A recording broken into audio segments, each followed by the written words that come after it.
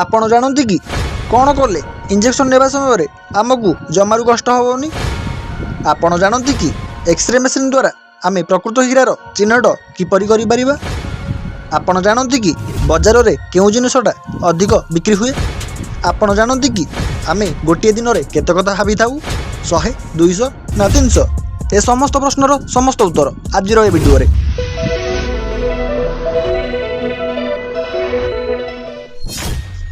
Fact number 1, प्रतिदिन आमे किंबा आम घरर कौनसी ना कौनसी सदस्य मार्केट को किसी ना किसी किणवा को जाती।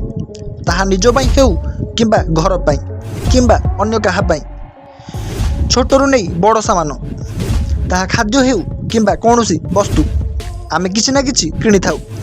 किंतु आपण जानती कि ताहा केउ जिनिस जहाकू बजार रे सबुठू अधिक मात्रा रे किणा जाए। जदि आपण चाउल किंबा परिबा भाबुछंती ताहले आपण भूल अटंती। यार उत्तर हेउछि ब्रेड। हाँ आज्ञा, ब्रेड ही एमती गोटे एकमात्र द्रव्य जहाकू सर्वाधिक भाव किणा जाए एवं सर्वाधिक भाव विक्रय हुए। Fact number 2, X-ray machine. यह केवल शरीर में थिबा हाड़ गुड़िकर स्थिति को जानिबा पई व्यवहार करा जाए ताहा नुहे। यह गोटे हीरा ताहा असली कि नकली ताहार मध्य परीक्षा करी हुए। एमिति तो प्रकृत हीरार परीक्षा पई अनेक गुड़ाए उपाय अच्छी, किंतु आपण जानती कि सबुठू सहज एवं सीधा उपाय एक्सरे मेसीन रे ही होई पारे। एहाकू सहज एवं गोटे मात्र सरल कहिबार कारण होउछि एक्सरे मेसीन रे प्रकृत हीरा देखा जाए नहीं। हाँ आज्ञा, एक्सरे मेसीन रे प्रकृत हीरा देखा जाए नहीं। जेउ हीरा एक्सरे मेसीन रे देखा जाए ताहा नकली बा डुप्लिकेट होई थाए। तेणु हीरार प्रकृत परीक्षण एक्सरे मेसीन रे सहजरे होई पारे। फैक्ट नंबर 3, चीनी। चीनी रो व्यवहार चाहा तथा विभिन्न मिठारे व्यवहार हेउथिबार जानिथिबे, किंतु आपण जानती कि क्षत जगार चीनी लगेवा द्वारा ताहा दरजरू उपशम मिले। हाँ आज्ञा, चीनी को क्षत जगार लगेवा द्वारा ताहा दरजरू उपशम कराए। चीनी एमिति गोटे द्रव्य जहा समस्त उद्भिद बा प्लांट्स रे रही थाए। आउ गोटे कथा, चीनी केबे भी नष्ट हुए नहीं एवं चीनी आम शरीरर शक्तिर एक उत्स। फैक्ट नंबर 4, प्रायतः इंजेक्शन ना शुणिले अनेक लोक डरी जाती।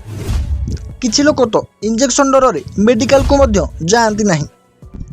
किछि लोकंको पई डाक्तरक हाथ रे थिबा इंजेक्शनटा एक धारुआस्त्र भली मने हुए। किंतु आपण जानती कि के उपाय रे इंजेक्शन नेले इंजेक्शन प्रति आउ डर लागिवनी बा इंजेक्शन नेबा समय रे जमारू कष्ट जना पड़िबनी। ताहा के उपाय आपण जानती कि से उपाय हेउछि खासिबा द्वारा। हाँ आज्ञा, इंजेक्शन नेबा समय रे खासिबा द्वारा इंजेक्शन नेबार कष्ट जना पड़ी न थाए। फैक्ट नंबर 5, किछि लोक भल अभ्यास करने चाहती किंतु करि पारंतिनि। किछि लोक खराब अभ्यास को छाड़िबा को चाहती किंतु छाड़ी पारंतिनि। से माने चेष्टा तो करती किंतु किछि दिन भल अभ्यास को जारी रखी पुणी छाड़ी दियंती। पुणी किछि दिन खराब अभ्यास को छाड़ी पुणी से खराब अभ्यास को आपणई नियंती। किंतु आपण जानती कि कौनसी कार्य किंबा अभ्यास को केते दिन जारी रखिले बा केते दिन अभ्यास करिपारिले ताहा आम लाइफस्टाइल रे संपूर्ण रूपे अभ्यास रे परिणत होई जिवो। ताहा हेउछि 90 दिनर अभ्यास।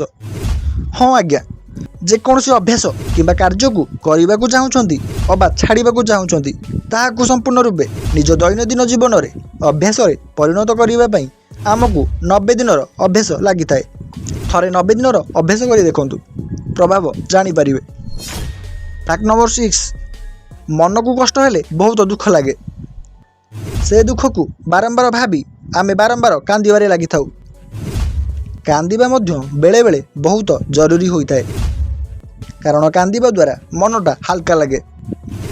किंतु एमिति किछि नेगेटिव कथा बा दुश्चिंता रही जाए जहा आमको प्रति मुहूर्त रे दुख दिए आउ कंदाई थाए। आपण जानती कि से दुख को बा दुश्चिंता को आपण केमिति दूर करि परिबे।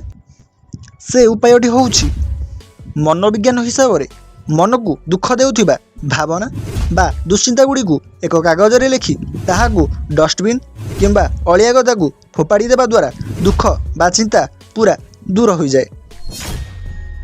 ଫ୍ୟାକ୍ଟ ନମ୍ବର 7, ଥରେ ଭାବିଲେ ଗୋଟିଏ ଦିନରେ ଆମେ କେତେ କଥା ଭାବିଥାଉ?